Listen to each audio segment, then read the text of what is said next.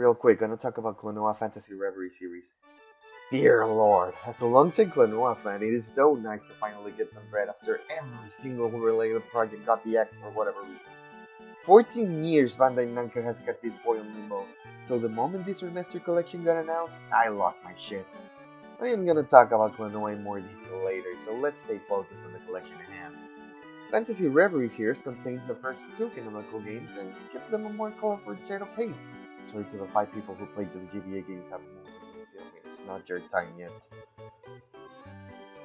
The first game in the collection is a remaster of the Wii version, of all things, and honestly out of the two available versions, the Wii one needed the remaster treatment the most. Just look at this. Ugh. Also, Klonoa speaks English for some reason.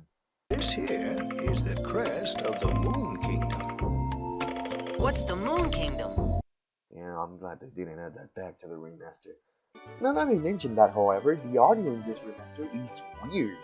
The OST is really good, no problem there, but the dialogue is very clearly uncompressed files of the PS1 version, except when it isn't.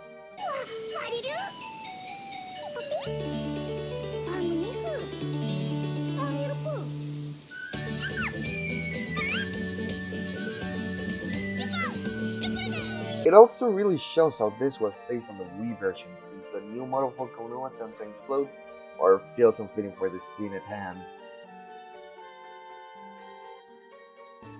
Other than that, this is a very solid remaster. Klonoa feels a bit heavy, but that is its only sin.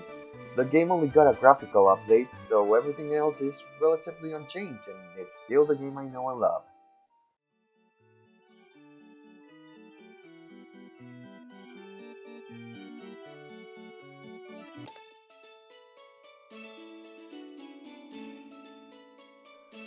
I have a very limited experience with Klonoa 2.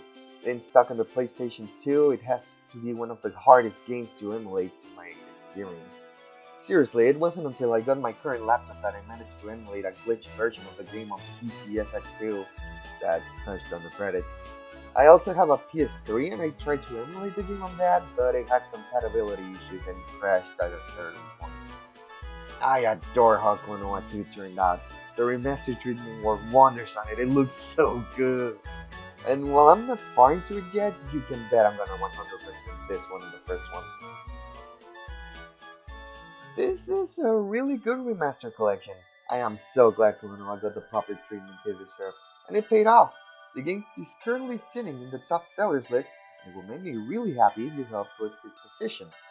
What matters the most is that Namco will be forced to give Klonoa proper treatment, since the life of the franchise depended on this remake selling well, which it might as well be on its way to do so. Now if only Rayman could get the same treatment.